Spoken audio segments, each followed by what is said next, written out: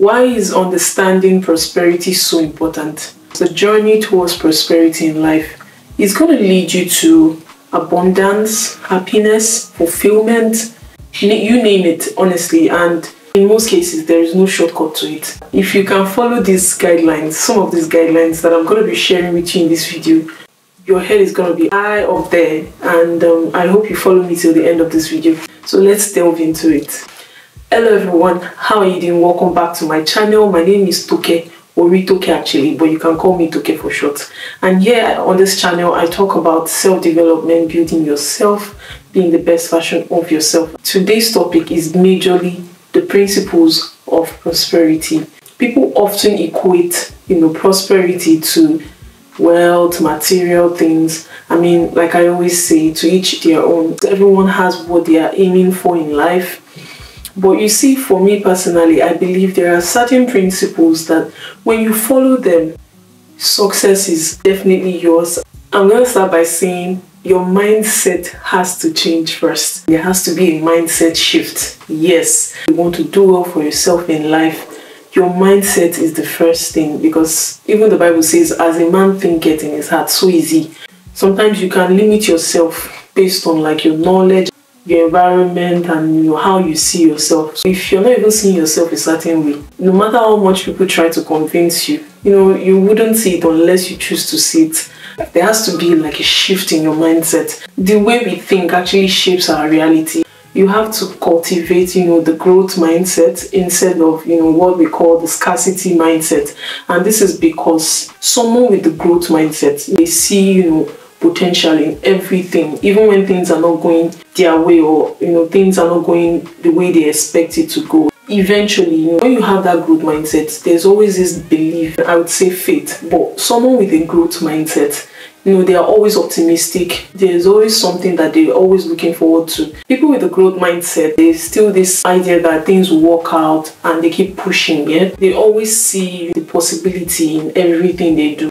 Having this kind of mindset will really push you a long way. And even when things are not going the way you plan, eventually things are going to work out. As opposed to someone with the scarcity mindset that's always seeing problems, limitation, negativity when something happens. That thinking of, okay, what's the solution? What do we do? What's the way forward? It's not there.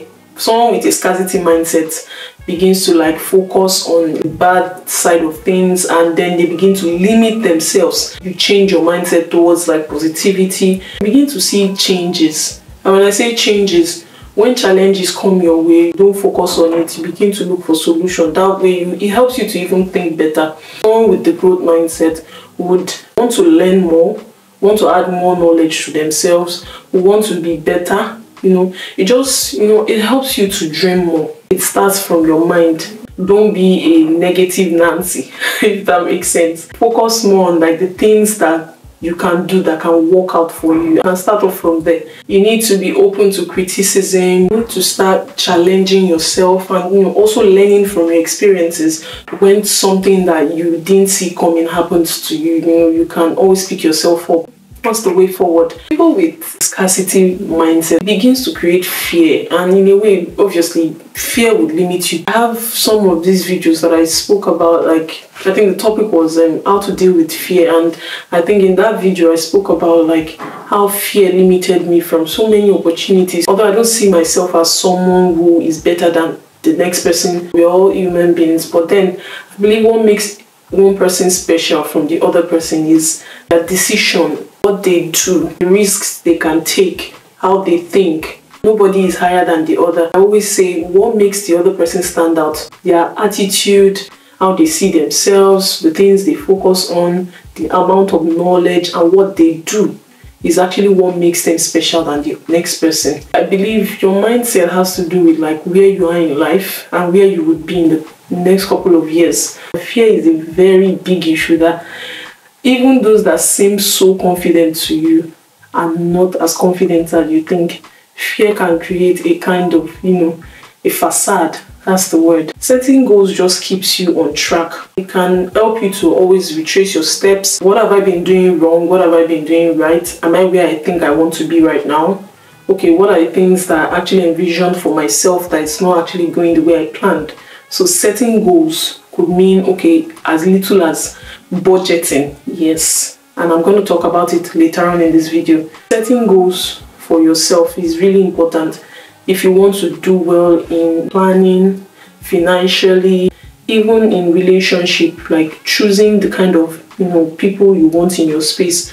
You really should know what you want for yourself, and setting goals helps you to do that. It's like a reminder, when you have goals that you set for yourself, when things are not going as expected, you can always go back to your board, draw out a board for yourself. It could be on your phone, it could be in your room somewhere, write it down. I mean, the year is going to an end. It is still possible to achieve goals if you set them the right way. And you have to be very realistic with yourself. You have to tell yourself the truth. Know the things that, okay, this does not sound realistic. I know that if I set this goal, I may end up breaking my own heart. I may not be able to meet up with it. So you have to be honest with yourself. I believe setting goals is like setting a kind of direction for yourself. For me, I write my goals, I pray to God, and I say, God, this is my plan. Please, God, whatever you think is not right, please help me to trace my steps back to you. And if you think this is right, help me to be able to carry them out. If you don't even set goals, you don't have a sense of direction, and that's basically it. How would you enter into a whole year, a whole new year, or a whole new month, a new week, and you don't have a schedule, you don't know like how to go about the week, and you're just living life? You may not know what you're doing, and everything may seem disorganized.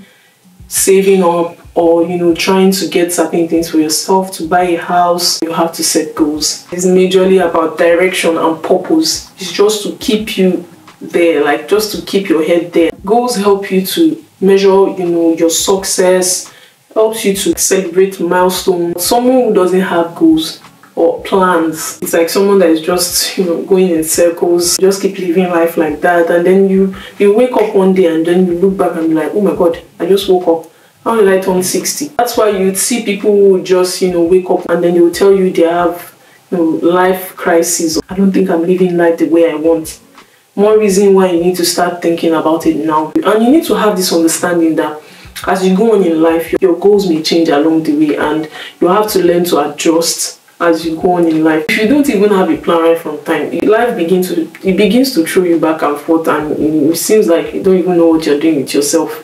And it begins to show, because trust me, even when you don't open your mouth to tell people, people can see it, and it's really bad, it's really terrible. So you need to really look inward and do a very big self-check, reality check on yourself. You need to understand that your goals have to align with like your personal values and where you see yourself.